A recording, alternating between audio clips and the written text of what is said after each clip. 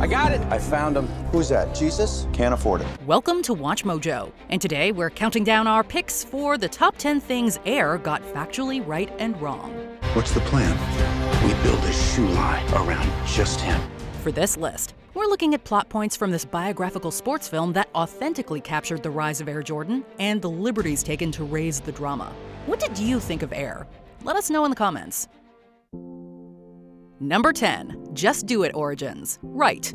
Before Shia LaBeouf turned it into a meme, we all associated Just Do It with Nike. People ask me how I keep my teeth from chattering in the wintertime. I leave them in my locker. However, these words didn't begin with 80-year-old runner Walt Stack. As Sonny Vaccaro learns in the film, the shoe company's motivational slogan is surprisingly rooted in an infamous figure, Gary Gilmore. It seems that the people, especially the people of Utah, they want the death penalty, but they don't want executions. And when it became a reality that they might have to carry one out, well, I started backing off on it. Well, I took them literal and serious when they sentenced me to death. Confessing to the murders of gas station employee Max Jensen and motel manager Benny Bushnell, Gilmore was sentenced to death in 1977. When given two options, Gilmore chose death by firing squad over a hanging. Gilmore's last words were "Let's do it," which, according to advertising executive Dan Wyden, inspired him to create the Nike tagline. The warden, having read aloud the legal order that Gilmore must be shot for his crime, asked quietly for any last words. Gilmore said, "Let's do it." Vaccaro has a hard time believing this, but Gilmore indeed inadvertently planted the seeds for Just Do It. Number 9, Vaccaro gambled on the job. Wrong. As we're introduced to Sonny Vaccaro, he places a few bets in Vegas, returning to Oregon slightly richer. Nike co-founder Phil Knight later brings up Vaccaro's layovers in Vegas. Okay, it's risky. When you were selling sneakers out of the back of your Plymouth, that was risky. Don't change that now. There is some truth to Vaccaro's gambling, although the film plays around with the timeline.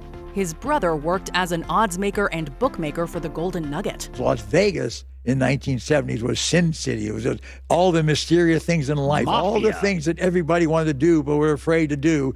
Go to Las Vegas, we'll do them. Vaccaro himself was a gambler, spending nearly 3 years betting on basketball, baseball, and so on without a stable job. However, he quit in 1978 upon accepting a gig with Nike, leaving Vegas behind. Vaccaro said in 1988, quote, "I stopped gambling and started leading what I call the straight life." Vaccaro also denied using his basketball connections for gambling, although he'd bet his career on Michael Jordan. I'm willing to bet my career on one guy. Number 8, Jordan wanted a car. Right. Nike would offer Jordan his own shoe line, but the future NBA All-Star had something else on his mind: a shiny new car. This demand is brought up several times throughout the film, although a few notable chapters are left out. Vaccaro reportedly told Jordan at one meeting, quote, "If you sign this contract, you will have as many cars as you wish," claiming that Jordan replied, quote, "I want a car now." When Vaccaro promised him one, Jordan supposedly just smiled. When that first year came out and they sold some $200 million worth of shoes, which was more business than Nike did, I think, as a company or in that neighborhood, and it really turned Nike around and pushed them forward. In another story not depicted in the film, either Vaccaro or Rob Strasser rolled 2 toy cars over to Jordan, ensuring him that he'd get the real deal. As Air reveals, Jordan's car collection grew, and the rest is history. Become a WatchMojo channel member and get exclusive perks like Mojo emojis, loyalty badges, priority comment replies, and exclusive members-only content, including live list rankings with the Mojo staff and peeks behind the scenes. Don't miss out. Number 7, Jordan wanted to sign with Adidas. Right. Although they are forever intertwined now, Nike initially wasn't Jordan's first or even second choice. Converse was the leader in basketball shoes, although it became clear up front that they wouldn't prioritize Jordan over Magic Johnson or Larry Bird. You already know what you did for me. What? I walked away with the MVP. The Converse weapon, the #1 weapon in the NBA. Adidas is the company that Jordan had his eye on. Not only did he practice while wearing Adidas shoes, Jordan was a fan of the German company's tracksuits as well. Did you have a shoe company that you wanted to go with? That was Adidas. I like the Lakers, I like Marcus Johnson, and I like Adidas. I like Adidas shoe. Adidas might have been the more significant brand at the time, but they struggled to match Nike's offer. The company was going through a transitional period following the death of founder Adolf Dassler, who was indeed a member of the Nazi Party and Hitler Youth. Adidas was really dysfunctional by that time, and they had just told me, like, we'd love to have Jordan, we just can't make a shoe work at this point in time. Jordan was ultimately persuaded to take the superior deal, converting to Nike. Number 6, Falk takes credit for the Air Jordan name. Right. Air Jordan. It's a name that slides right off the tongue, but who conceived it? You got a name for it? Air Jordan. I don't know. Seriously? Maybe it'll grow on me. While shoe designer Peter Moore is depicted suggesting the name at one point, the film credits David Falk, Jordan's hot-headed agent, for saying it first. The real Falk has also claimed bragging rights for the name. Falk has said that he initially pitched the name Michael Jordan, but Nike shot down that idea. Since Nike had developed shoes with air technology, and Jordan soared through the air while playing the game, Falk suggested Air Jordan as an alternative. And obviously Michael played in the air. So I got it. We're going to call it Air Jordan. Falk had written down a few other ideas, but Air Jordan quickly clicked with Nike. Moore got to work on the shoe, and one of the most successful sports brands was born. Air Jordan. That's got a pretty good ring to it. Number 5, the NBA's 51% rule. Right.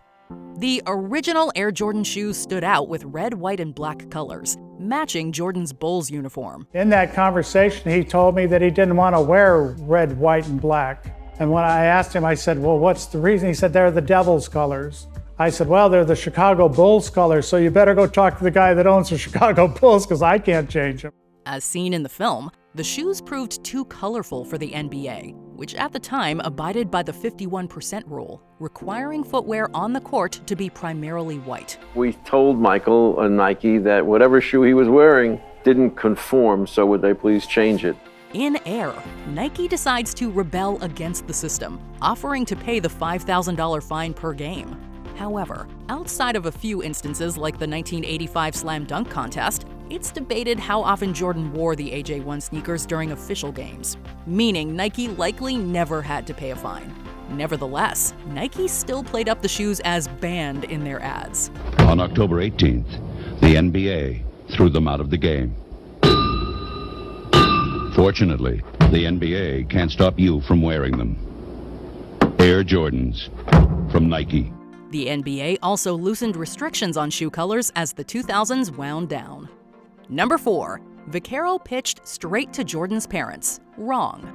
The film portrays Vaccaro as a risk-taker so determined to land Jordan that he goes over the heads of his bosses and MJ's agent.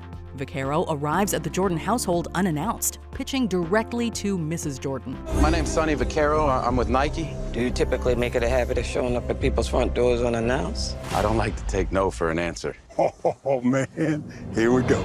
While Vaccaro knew that family was the key to getting Jordan on board, he didn't fly solo on this endeavor. The movie claims that Falk was initially reluctant to set up a meeting, forcing Vaccaro to take matters into his own hands. Upon finding out that Vaccaro went straight to the Jordan home, he lashes out at him over the phone. You show up at the house? In reality, Falk called Jordan's parents, telling them that Jordan should hear Nike out. Jordan ultimately agreed to a meeting, but he insisted that his parents accompany him. And my mother said, you're going to go listen. You may not like it, but you're going to go listen. Number 3, Jordan's underdog status. Right. Jordan is considered the GOAT now, but few could predict how legendary he'd become in 1984. He was considered too short for his high school varsity team, playing junior varsity instead, and was only the 3rd pick in the NBA draft. The Chicago Bulls pick Michael Jordan of the University of North Carolina. Chicago Bulls having the 3rd pick in the draft and went with the sensational Michael Jordan of North Carolina. While Converse and Adidas wanted to be in business with Jordan, they failed to see his full potential. In Air, Vaccaro has an epiphany about Jordan while re-watching footage from an old game. You know when you get a feeling? I'm doing this 20 years. I've never had a feeling like this. You're gonna see exactly what I see. In real life, Vaccaro attended the 1982 college basketball championship, where North Carolina defeated Georgetown thanks in part to the 1-point lead that Jordan scored with 15 seconds left on the clock.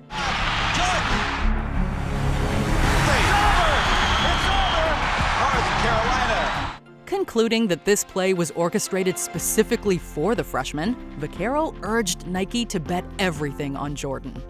Number 2, Vaccaro didn't meet Jordan until the game-changing meeting. Wrong. Despite being an off-screen figure, Jordan's presence is felt throughout the film. Vaccaro initially approaches Dolores Jordan, paving the way for Nike to deliver their pitch to the Jordan family. I believe in his son.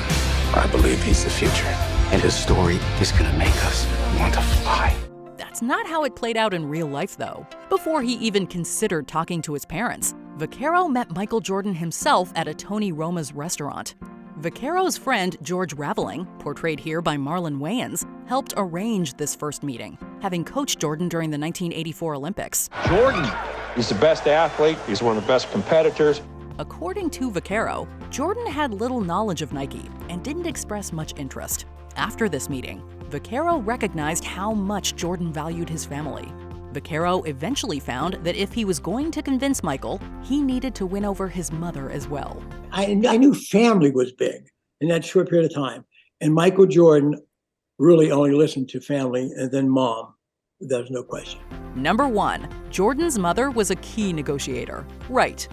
The Nike deal wouldn't have gone through without the approval of Dolores Jordan, which Air makes abundantly clear. Although not depicted in the film, Michael Jordan considered skipping the Nike meeting in Oregon, but his mother convinced her son to get on the plane. Mom, I don't want to hear her. I know what I want to do. I am not going to Nike's, Mom. I said, Michael, you have to give him an opportunity. And she made me get on that plane and go listen. In the film, Michael doesn't say much upon arriving at the meeting, letting his parents do most of the talking. This is true according to Vaccaro, who said, quote, Dolores was the one negotiating for her son, for the kind of life Michael was going to live. Every once in a while, someone comes along that's so extraordinary that it forces change because they are so very special.